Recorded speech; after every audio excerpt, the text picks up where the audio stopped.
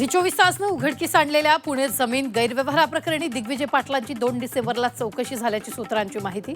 चौकशीबाबत गोपनीयता का? पोलिसांच्या चौकशीवर सवाल। शीतल तेजवानीची पुणे कोर्टात सुमारे 3 तास सुनावणी।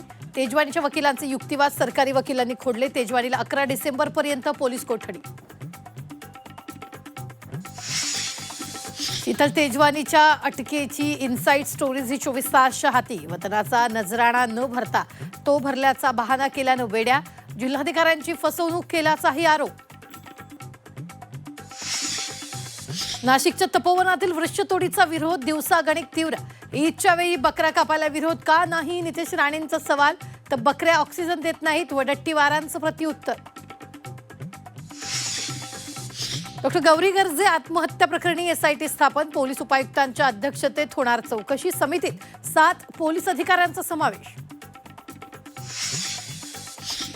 नांदेडमध्ये मतदार याद्यांमध्ये घोळ। 2800 मतदारांचा पत्ता। कोचिंग क्लासेस आणि महाविद्यालय ग्रामीण भागातील मतदार महापालिकेत घुसवल्याचा आरोप।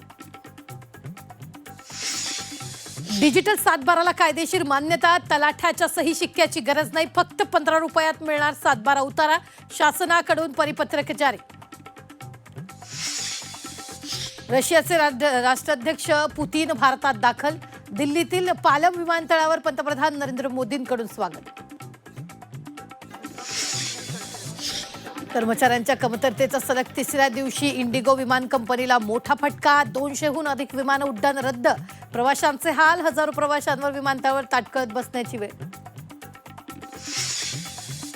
लग्न सोहळ्यात रसगुल्ल्यावरून तुफान राडा। रसगुल्ले संपल्यानं वराडी भिडले। खुर्च्यांची तोडफोड करत लाथाबुक्क्यांनी मारहाण। बिहारच्या बोधगया इथला प्रकार।